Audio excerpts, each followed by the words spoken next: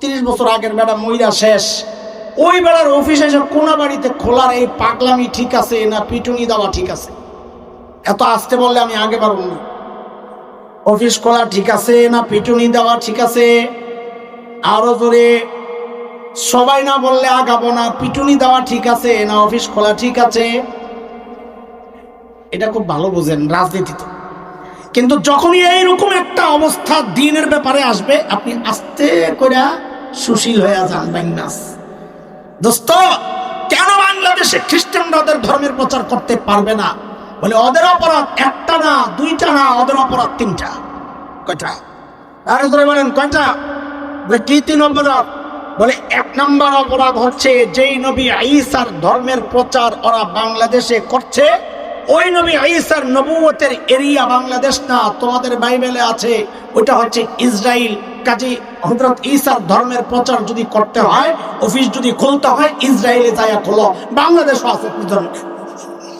2 নম্বর অপরাধ, যেই নবী ঈসার ধর্মের প্রচার ওরা বাংলাদেশে মুসলমানদের কাছে করছে, ওই নবী ঈসা নিজে বলেছেন সূরা সফ আয়াত নম্বর 6, 28 নম্বর পারা, ইয়া বনি ইসরাইল ইন্নী রাসূলুল্লাহি ইলাইকুম, ও বনি ইসরাইল আমি তোমাদের রাসূল। হযরত ঈসা নিজে বলেছেন তিনি ইহুদিদের রাসূল। কাজী হযরত ঈসার ধর্মের প্রচার যদি করতে হয়, যায়া ইসরায়েলে যায়া ইহুদিদের কাছে করো, বাংলাদেশের মুসলমানদের কাছে কেন করো? বলে 3 নম্বর অপরাধ, বলে এটা তো আরো মারাত্মক। যেই নবী ঈসার ধর্মের প্রচার ওরা বাংলাদেশে করছে, ওই নবী ঈসার নবুয়তের মেয়াদ শেষ হয়ে গেছে 1400 বছর আগে। এই জন্য ওদেরকে ধইরা, প্রত্যেকটারে ধইরা 1400 করে পিটা ধরা দরকার। কথা কয়টা?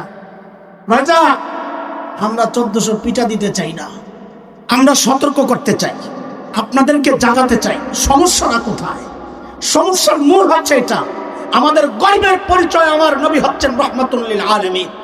আমাদের গর্বের পরিচয় আমার নবীকে আল্লাহ উন্মুক্ত করেছেন, গোটা দুনিয়ার নেতা বানাইছেন। তিনি নির্দিষ্ট এরিয়ার কোন নেতৃত্ব না, সারা দুনিয়ার নেতৃত্বে তিনি। সেই নবীর সরাইয়া তার অঞ্চলে আইসা তুমি তোমার নবুয়তের দাবি করবা, এটা হইতে পারে না। তাদের উদ্দেশ্য শুধু এই পর্যন্ত না দোস্ত, তাদের ইতিহাস পড়ে, দুনিয়ার ইতিহাস পড়ে তো দেখেন যায় পূর্ব তিমুরের অবস্থা। ইন্দোনেশিয়ার একটা দ্বীপরাজ্য রাজ্য, সেইটার মধ্যে যায় এই নিজেদের ধর্ম প্রচার করে করে একসময় কি হলো, মুসলমান খ্রিস্টান লড়াইয়ের সুযোগ নিয়ে জাতিসংঘ আইসা ওই পূর্ব তিমুরে খ্রিস্টান রাষ্ট্র হিসাবে ঘোষণা দিয়ে দিল পশ্চিম সুদানে, দক্ষিণ সুদানে, তেল সমৃদ্ধ সুদানের যেই অংশটা, সেই দক্ষিণ সুদান খ্রিস্টানরা ওইরকম তাদের মিশনারিদের মাধ্যমে প্রচার করতে করতে এক সময় খ্রিস্টান মুসলমান দাঙ্গা বাঁধায়া জাতিসংঘ যায়া দক্ষিণ সুদানকে খ্রিস্টান রাষ্ট্র হিসাবে ঘোষণা দিয়া দিল। এই পায়তারাই চলছে বাংলাদেশে। বাংলাদেশের মানুষের চিন্তা চেতনা, কৃষ্টি, কালচার শুধু ধ্বংসই তারা করছে না। এই যা দেখছেন আপনারা বর্তমান গভর্নমেন্টের নানান সিদ্ধান্তগুলো, এগুলো একটা মিশন আছে। এই নির্দিষ্ট টাইম পর্যন্ত এদেশের মানুষের ঈদা বিশ্বাস ধ্বংস করতে হবে। কারণ গাজী সালাউদ্দিন আইয়ুবী বলেছিলেন, কোন জাতিকে যদি যুদ্ধ ছাড়া পরাজিত করতে হয়, ওই জাতির আখলাক, চরিত্র, চিন্তা, চেতনা, কৃষ্টি, কালচার ধ্বংস করে দাও, তাদেরকে পরাজিত করার জন্য যুদ্ধের প্রয়োজন হবে না। এই চিন্তায় তারা বাংলাদেশে তাদের এই কার্যক্রম শুধু চালাচ্ছে না, বাংলাদেশের পার্বত্য অঞ্চল, বাংলাদেশের উত্তরবঙ্গ, এই সমস্ত অঞ্চলগুলোকে আলাদা করে টুকরা করে এদেশের স্বাধীনতা, সার্বভৌমত্ব, রক্তে কেনা এই স্বাধীনতাকে শেষ করার জন্য চক্রান্ত চালাচ্ছে। আমরা যখন প্রতিবাদ করব, তখন আমাদের শত্রুরা তো বলেই আমরা জঙ্গি, আমরা উগ্রবাদী, আমরা মৌলবাদী। আমাদের আফসোসের জায়গা হচ্ছে মুসলমান তার নবী না চেনার কারণে মুসলমান তাদের পক্ষে সায় দেয়। আমরা মনে করি এরা হয় মুসলমান না মুনাফিক, অথবা তাদের নবীকে চেনে না। তারা চিনুক আর না চিনুক, ইমানদাররা তো চিনে। সেই ইমানদারদেরকে আমরা জাগাতে চাই। দোস্ত, জাগো, আওয়াজ উঠাও। বাংলাদেশের ওলামাদের সাথে এই জায়গায় বিরোধিতায় না জড়াইয়া, ওলামাদের হাতে হাত রেখে, কাঁধে কাঁধ মিলিয়ে, মুষ্টিবদ্ধ হাত উঠিয়ে একসাথে উচ্চারণ করতে হবে, বাংলাদেশে কোনো নাস্তিকতার চর্চা করতে দেওয়া তো হবেই না। বাংলাদেশের এই রক্তে কেনা স্বাধীনতা রক্ষার জন্য যদি আমাদের যুদ্ধের প্রয়োজন হয়, আমরা যুদ্ধ করবো ইনশাআল্লাহ, যুদ্ধ করবো।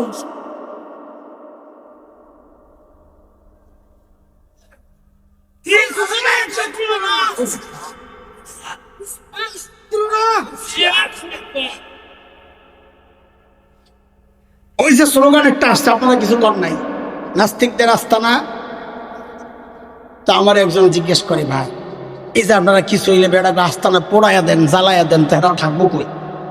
তা আমাকে হেরা তো বান্দরের উপর জঙ্গলে থাকবো। হ্যাঁ আইসে কে এরা আসলো কেন? এরা তো মানুষের ছেলে না, সন্তান না, এরা তো নিজেরাই কয় এরা বিজ্ঞানী, ওই মুসলা সুর বিজ্ঞানী। নেট থেকে আইএম জাফর ইকবাল মনে আসেনি তো গো? লা হাওলা ওয়ালা কুওয়াতা ইল্লা। দুস্থ কথাগুলো বলছে, এগুলো আমাদের গর্বের পরিচয়, আমাদের এক গর্বের পরিচয়। আমাদের সব শিক্ষার গোড়ায় কে? আপনাদেরকে সেই গর্বের পরিচয় থেকে বঞ্চিত করা হয়েছে। আমাদের আরেক পরিচয়, আমরা একজন নবীর সন্তান। এই গর্বের পরিচয় থেকে বঞ্চিতের চেষ্টা হয়েছিল, ব্যর্থ হয়েছে। আমাদের আরেক গর্বের পরিচয় আমাদের দ্বীন ইসলাম।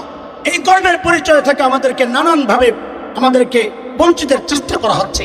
আমাদের আরেক গর্বের পরিচয় আমাদের নবী, সারা দুনিয়ার নবী, শ্রেষ্ঠ নবী, সেই গর্বের পরিচয় তারা আঘাতটা হানছে।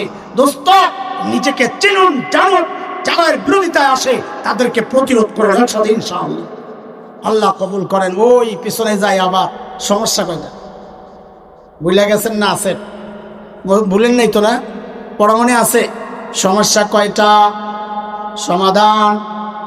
আল্লাহর হাবিব ওই দুই সমাধান সহ যখন ওই বর্বরদের পেছনে মেহনত করা শুরু করলেন, আহারে ওই বর্বরদের পরিচয় এখন আর বর্বর নাই, ওদের পরিচয় পাল্টায় গেছে। বলে নতুন পরিচয় বলেন। বলে আমি কি বলবো? আল্লাহকে জিজ্ঞেস করো, মালিককে জিজ্ঞেস করলাম, মালিক ওই বর্বরদের পরিচয় বলেন।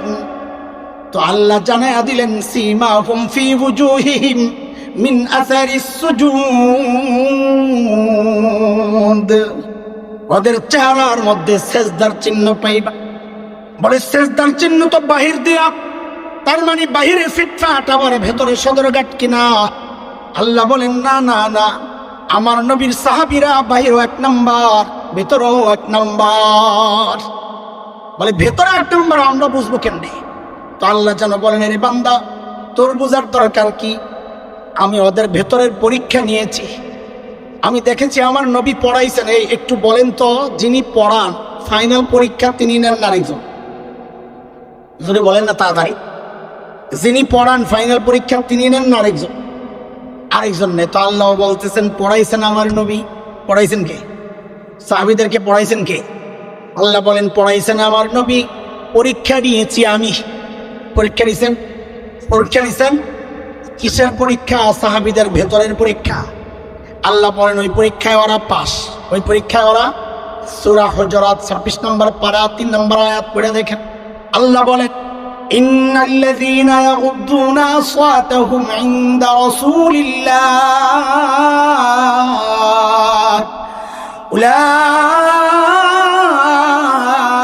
উলাইকাল্লাযীনা ইমতাহানাল্লাহু কুলুবাহুম লিত-তাকওয়া লাহুম মাগফিরাতুন ওয়া আজরুন আযীম।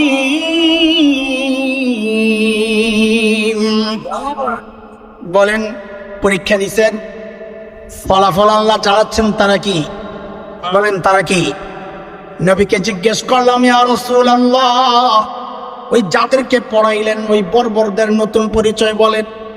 তো আল্লাহর হাবিব যেন বলে উঠলেন, রে আমার সাহাবীদেরকে তোরা বর্বর বলিস না, ওরা আর এখন বর্বর নাই। তো বলে নতুনটাই বলেন না। তো নবী বলেন, খায়রুল কুরুনি করনি, ওরা আর বর্বর নাই, ওরা এখন মানব ইতিহাসের সর্বশ্রেষ্ঠ মানুষ হয়ে গেছে। ছিল সবচেয়ে খারাপ নবীর ওই দুই মেহনতের ফসল হয়ে গেল সবচেয়ে। বলেন সবচেয়ে। ওই যে বলেছিলাম মাদ্রাসায় কি কাম, মনে আসেনি? আমাদের আলোচনার বিষয়বস্তু মনে আছে? এই যে আইসি গোড়ায়, মাদ্রাসার কাম কি? মাদ্রাসার কাম ওইটাই। নবী আলাইহিস সালাম যেই দুই মেহনতের দ্বারা দুনিয়ার সবচেয়ে খারাপ মানুষগুলোরে সবচেয়ে ভালো মানুষ বানাইছে। সমস্ত মাদ্রাসায় একই মেহনত চলছে, আল্লাহর কালামের তালিম দেয়, নবমী দীক্ষায় দীক্ষিত করে। তো এই মানুষগুলো সোনার মানুষ হয়ে যায়। বলে সোনার মানুষ কেমনে, সে কথা একটু পরে আসতেছি। আমি আগেই বলেছি আপনাদের অনেকের কষ্ট লাগতে পারে, কষ্ট নিয়েন না, আমারে মাফ করে দিয়ে। দেখেন, আপনারা তো মাদ্রাসায় পড়েন নাই, আমরা যারা পড়ছি, আমি দায়িত্ব নিয়ে বলছি, আমি প্রমাণ দিব ইনশাআল্লাহ। আগে শুধু কথাটা শোনেন। আমরা যারা মাদ্রাসায় পড়ছি আলহামদুলিল্লাহ, আমরা নিজেরাও ঠকি নাই, আমাদের মা বাবাও ঠকেন নাই। কি মনে হয় আপনার? আমরা নিজেরাও ঠকি নাই, আমাদের মা বাবাও ঠকেন নাই। কেন? নিজেরটা বেশি বলবো না, বলবেন যে ঢোল পিটায়, নিজের ঢোল নিজে পিটায়। আমরা কেন ঠকি নাই? দেখেন, দুনিয়ার রাজা বাদশাদের চেয়ারে আমরা বসতে চাই না, বসি নাই, বসতে চাই না, কিন্তু এটা তো এক বাস্তবতা। কোরআনের কারণে মানুষের হৃদয়ে আল্লাহ তাআলা আমাদের প্রতি যে শ্রদ্ধা আর ভালোবাসা ঢুকাইছে, দুনিয়ার রাজা বাদশারা এর ধারে কাছেও না। এটা তো মিথ্যা। আপনারা জানেন না, আমরা আমাদের হালত জানি। আমাদের মা বাবা কেন ঠকেন নাই এটা শুনেন। আমি আমারটা বলতেছি, আমার মা বাবা কেন ঠকেন? কারণ আমি এক মানুষ, আমার মনে পড়ে না সারা বছরে কদিন এমন ফাঁকা যায় যেদিন আমি বলি না রব্বির হামহুমা কামা রব্বায়ানি সগীরা। আমার মনে পড়ে না। আমার মা বাবা জিতছেন না ঠকছেন? শুধু কি তাই? শুধু তাই না, আমাদের গ্রামের বাড়ি কুমিল্লায়। আমরা বড় হয়েছি ঢাকাতে 11 রোডে, কিন্তু আমার অরিজিনাল দাদার বাড়ি কুমিল্লা। গ্রামের বাড়িতে মাদ্রাসা আছে, মাদ্রাসার পেছনেই ঠিক আমার মা বাবার কবর। এই যে ব্যস্ততা, সারাদিন পড়াইয়া বিকালে সন্ধ্যায় যায় মাহফিলে, এই ব্যস্ততার মধ্যেও মাঝে মধ্যে দৌড়মারি বাড়িতে। কেন জানেন? ওই যে মা বাবা শুয়ে আছেন, দুইজনের ঠিক মাথার মাঝখানে যাইয়া বসি, বাচ্চাদের মতো করে একেবারে মাটির মধ্যে বসে পড়ি। বসে কি করি? কিছুক্ষণ আল্লাহর কালামের তিলাওয়াত করি।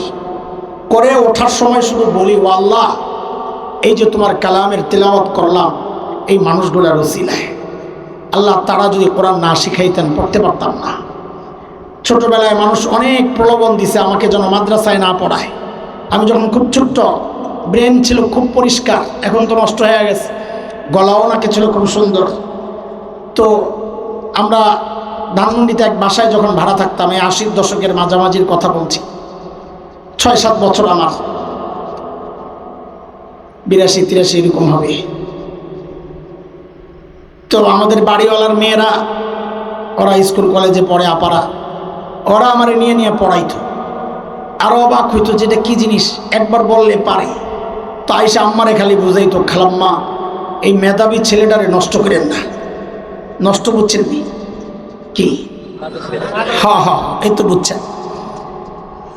এর স্কুলে পড়ান, এর দেশ সারা ডাক্তার, ইঞ্জিনিয়ার, এরকম কিছু একটা হবে ওর যা অবস্থা। ওই লোভে আমার মা বাবা পড়েন নাই, আমার এই মাদ্রাসায় পড়াইছেন। তো বলেন তো, আমার মা বাবা আমার এই মাদ্রাসায় পড়াইয়া জিতছেন না ঠকছেন? হ্যাঁ।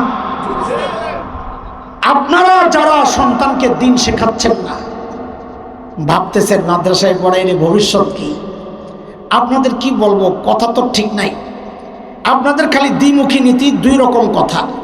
এই আপনারা আরেক হুজুরের দিকে তাকায়া বলেন, হুজুর গো কাম কি, খালি খায় আর খায়, খায় আর খায়, খায় খালি খায়। এই আপনি আবার যখন আপনার সন্তানকে মাদ্রাসায় দিতে বলি, ভাই বাচ্চাটারে মাদ্রাসায় দেন, তো এই আপনি আবার বলেন মাদ্রাসায় পড়ে আর খাইব কি? অবস্থা। কথা বুঝেন নাই আপনারা? টের পাইছেন কোন জায়গায় ভুল করতেছেন? ভুল সারা জীবনই করতেছেন। আমরা একটু ধরাইয়া দিই যেন সতর্ক হন, লজ্জা দেওয়ার জন্য। অন্যের ব্যাপারে খালি কি কয়, হুজুরা খালি খায় আর খায়। তো ভাই আপনার বাচ্চাটা মাসে দেন, কেমন মাসে করে খাইব কি? তো একটু আগে কি করে আপনি? তার মানে কথা ঠিক নাই, সিদ্ধান্ত নিতে পারছেন না। আপনারা যারা সন্তানকে দিন শেখাচ্ছেন না, আমি দায়িত্ব নিয়ে বলছি এবং প্রমাণও দিব কিছু ইনশাআল্লাহ, আপনারা নিজেও ঠকেছেন, সন্তানকেও ঠকাচ্ছেন। নিজেও ঠকেছেন, সন্তানকেও ঠকাচ্ছেন। কেন? কারণ হচ্ছে, সন্তানকে কেন ঠকাচ্ছেন জানেন? আমরা আমাদের কথা কিছুই বলবো না, সমাজ বাস্তবতা আপনাদের চোখে আঙুল দিয়ে একটু দেখায় দিই। কেন ঠকেছেন, কেন সন্তানকে ঠকাচ্ছেন? কয়েক বছর আগে, 7-8 বছর হইতে পারে, মানব জমিন পত্রিকার এক রিপোর্ট, সেটা হচ্ছে উচ্চশিক্ষার হার যত বাড়ছে, উচ্চশিক্ষা মানে মাদ্রাসা শিক্ষা না, জেনারেল উচ্চশিক্ষা, এই জায়গায়ও ভুল। আমি বলি, আমি যদি ভুল ধরাইয়া দিই আপনারা দেখবেন খালি ভুল আর ভুল। আচ্ছা, উঁচু মানে যারা উঁচুতে না, নাকি না নিচে? আমারে বলেন, জবাব দেন। উচ্চ মানে কি উপরে যায় না নিচে যায়? তো আমাদের এই যা শিখছি আমরা, এটা আইছে আসমান থেকে, আপনার তৈরি হয়েছে জমিনে। জমিনে তৈরি হয়ে আপনার হয়ে গেল উচ্চ শিক্ষা, আর আমরা এলো আসমান থেকে, ওটা নিচে শিক্ষা। দেখছেন ভুলের অবস্থা বুঝতেছেন তো? আমি তো ধরাই দিয়ে টিকবেন না সামনে, এই জন্যই বললাম তর্ক করতে পারবেন কিন্তু জিততে পারবেন না। তো ওই পত্রিকার রিপোর্ট হচ্ছে উচ্চ শিক্ষার হার যত বাড়ছে, সন্তানের সাথে বাবা মায়ের দূরত্বটাও তত বাড়ছে। এটা কোরআন হাদিসের কথা না বাস্তব? আর জোরে বলেন না। যত লেখাপড়া বাড়ে সন্তান বাবা মার থেকে তত দূরে যায়। এটা যে বাস্তব তার জ্বলন্ত প্রমাণ হচ্ছে বাংলাদেশের বৃদ্ধাশ্রমগুলো। আমি আপনাদেরকে একটা সূত্র দিই, সার্চ দিলে পাইবেন। বৃদ্ধাশ্রম, ঈদের দিন ঈদ, এইরকম কিছু লেখা ইউটিউব সার্চ দিলে পাইবেন। আমারে 4 বছর আগে মনে হয় একজনে পাঠাইছিল ঈদের দিনের একটা ভিডিও। কোন টেলিভিশন একটা ডকুমেন্টারি করছে ঈদের দিনে বৃদ্ধাশ্রমে বুড়া বুড়ি ঈদ উদযাপন কেমনে করে। তো তারা গেছে সাংবাদিকরা, যা দে বুড়া বুড়ি পেয়ালার মধ্যে ফিন্নি সিন্নি এগুলা সেমাই টেমাই নিয়ে খাচ্ছে একা একা। আরে আজকে দিনই সমাজ হইলে তার চারপাশে দাদা নাতি নাতি সব পাশে ঘুরতো, বকশিস চাইতো, সেলামি চাইতো, দুষ্টামি করতো, কত আনন্দ কাটতো। এখন তার চারপাশে কেউ নাই। তো সাংবাদিকরা কাছে যায়, মুখ ফিরায় নেয় লজ্জায়, চেহারা আসবে টিভিতে, আপনি অবাক হবেন। ওই যে বুড়া বুড়ি দেখবেন একজনও পাবেন না কোনো নিম্ন শ্রেণীর, হাই সোসাইটি, এলিট শ্রেণী সমাজের, এরা বৃদ্ধাশ্রমে।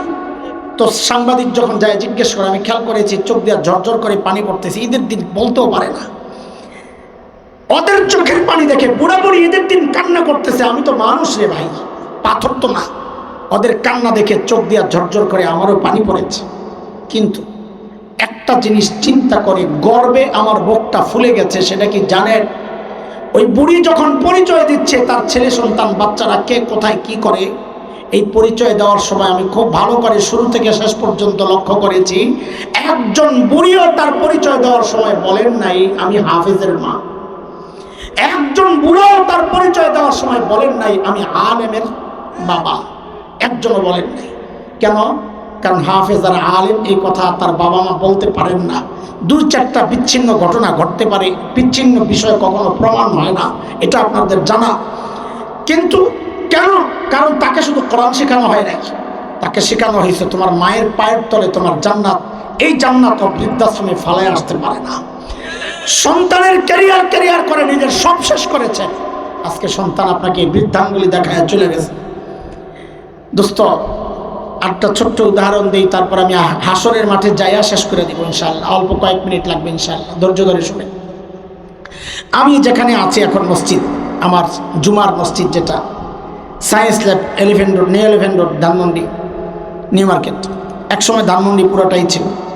ওখানে আমরা অনেক দিন বলতে আমার বাবা ছিলেন ওই মসজিদেই 44 বছরের খতিব, 44 আর আমি আছি প্রায় 24 বছর। এ আমাদের বাপ বেটার একই জায়গায় খেদমত 68 বছরের। এখন আলহামদুলিল্লাহ আমাদের 3য় জেনারেশনের খেদমত শুরু হয়ে গেছে। আমার ছেলেও এখন 3 বছর ধরে তারাবি পড়ায়। তো চলছে, মুসল্লিরা ছাড়ে না, মায়া তৈরি হয়েছে এই জন্য। তো ওই পুরান সময়ের একজন এলাকার প্রভাবশালী ব্যক্তি মারা গেছে। ছেলে থাকে আমেরিকা, ডক্টর, এক ইউনিভার্সিটির প্রফেসর। ভাই ভালো করে শোনেন, বুঝেন। বাবার মৃত্যুর পর হসপিটালের আনুষ্ঠানিকতা সেরে যখন লাশ আসছে, ছেলেও আসছে জানাজার জন্য, হসপিটালে লাশ ছিল। তো জানাজা এলাকার মানুষ আমাকে অনুরোধ করছে, জানাজাটা আমার মুরব্বীরা বলে, বাবা তোমার বাবার সাথে এই লোক চলতেন, তুমি পড়াইলে পরিবারের সবাই খুশি হবে। ঠিক আছে, অসুবিধা নেই। ভাই মুসলমান, খেয়াল করেন। আমি জানাজা পড়াইতে শুরু করব, জানাজা হাজির মানে লাশ হাজির। ওই ভাই ছেলে হঠাৎ দেখলাম যে বাচ্চাদের মতো হাউমাউ করে কান্না শুরু করছে। আমি তো অবাক হয়ে গেছি, কারণ আমার একটা চিন্তা বা আমি দেখেছি এই লেভেলের মানুষ যারা দূরে খালি ঘুরছে,